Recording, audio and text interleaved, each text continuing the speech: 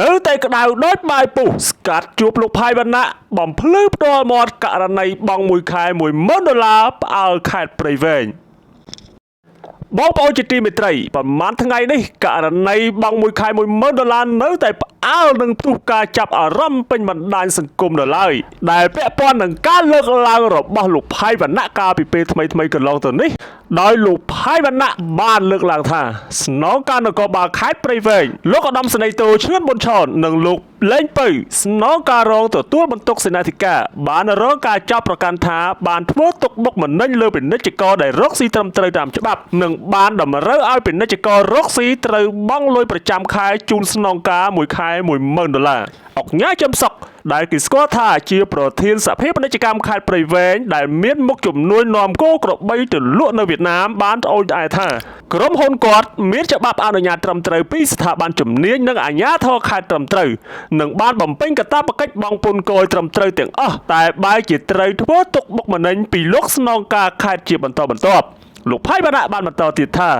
ដោយអត់ទ្រាំនឹងការតាមរំខានមុខជំនួញស្របច្បាប់របស់គាត់ពីសំណាក់លោកស្នងការខេត្តព្រៃវែងទើបអង្គការទម្លាយរឿងនេះដើម្បីស្នើសុំទៅថ្នាក់លើឲ្យត្រួតពិនិត្យមើលទង្វើរបស់លោកស្នងការខេត្តព្រៃវែងផងតាមភស្តុតាងដែលយើងខ្ញុំទទួលបានគឺលោកលេងពៅជាអ្នកទទួលលុយមួយខែ$10000ដើម្បីយកទៅជូនលោកស្នងការករណីនេះសូមលោកស្នងការខេត្តព្រៃវែងនិងលោកលេងពៅមេត្តាបំភ្លឺផងតើពិតទេដែលយកតួនាទីភារកិច្ចទៅចម្រិតលុយពាណិជ្ជកររកស៊ីត្រឹមត្រូវបែបនេះបន្ទាប់ពីលោកផៃវណ្ណៈបានធ្វើការបង្ហោះនៅលើបណ្ដាញសង្គមរួចមកដែលពាក់ព័ន្ធនឹងករណីខាងលើនេះធ្វើឲ្យមហាជននៅក្នុងបណ្ដាញសង្គម Facebook ផ្ទុះការវែកញែកព្រុងព្រាតនិងផ្ទុះការចាប់អារម្មណ៍ជាខ្លាំងទៅលើករណីនេះ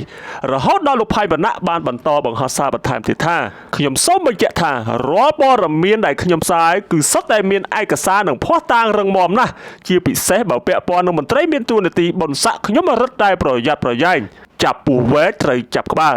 លោកផៃវណ្ណៈបន្តទៀតថាខ្ញុំមិនទម្លាប់សរសេរព័ត៌មានលូតឆាត់ឬព័ត៌មានដែលគ្មានប្រភពច្បាស់លាស់ឬគ្រាន់តែឮគេថាយកមកផ្សាយនោះទេមុននឹងធ្វើការផ្សាយព័ត៌មាននីមួយៗខ្ញុំបានធ្វើការស្រាវជ្រាវផ្ទៀងផ្ទាត់ជាក់លាក់ណាស់មុននឹងបញ្ចេញនៅលើបណ្ដាញសង្គម Facebook ដូច្នេះគ្មានហេតុផលណាដែលខ្ញុំត្រូវផ្សាយប៉ាត់ណាប៉ាត់ណីនោះទេបើតួអង្គពាក់ព័ន្ធយល់ឃើញថាខ្ញុំផ្សាយមិនពិតអាចប្តឹងខ្ញុំបានគ្រប់ពេលក្រោយមកទៀតក៏លេចឮព័ត៌មានថាលោកស្នងការខេត្តព្រៃវែងបានស្កាត់ជួបលោកផៃវណ្ណៈដើម្បីធ្វើការបំភ្លឺសម្រាប់តែលោកផៃវណ្ណៈក៏បានធ្វើការបង្ហោះសារបញ្ជាក់ច្បាស់បន្ថែមទៀតថាមានអ្នកខ្លះយកសម្ដីខ្ញុំទៅបកស្រាយខុសទៀតហើយខ្ញុំមិនបាននិយាយថាលោកស្នងការខេត្តព្រៃវែងជាមនុស្សស្អាតស្អំទេខ្ញុំគ្រាន់តែប្រាប់ថាលោកស្នងការខេត្តព្រៃវែងបានមកជួបខ្ញុំបំភ្លឺផ្ទាល់មាត់ប្រាប់ខ្ញុំថា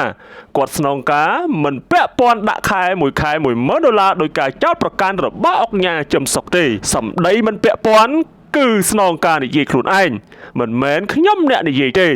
គ្រាន់តែស្ដាប់សម្ដីខ្ញុំមិនយល់ផងទៅធ្វើសារព័ត៌មានយ៉ាងម៉េចខ្ញុំមានសិទ្ធិដកស្រង់សម្ដីគូភាគីទាំងពីរមកផ្សាយតែខ្ញុំគ្មានសិទ្ធិវិនិច្ឆ័យអ្នកណាខុសអ្នកណាត្រូវទេ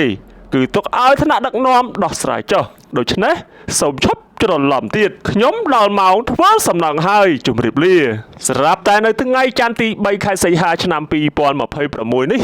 លោកផៃវណ្ណៈបានបង្ហោះសារបែបនេះទៀតថាមកជួបខ្ញុំសុំទោសខ្ញុំផងសំពះខ្ញុំផងសុំឲ្យខ្ញុំយកយល់ផងតែពេលចេញទៅវិញឲ្យកូនចៅជេរឌីលខ្ញុំពីក្រោយខ្នងពាក់ព័ន្ធនឹងករណីខាងលើនេះនៅថ្ងៃទី3ខែសីហាឆ្នាំ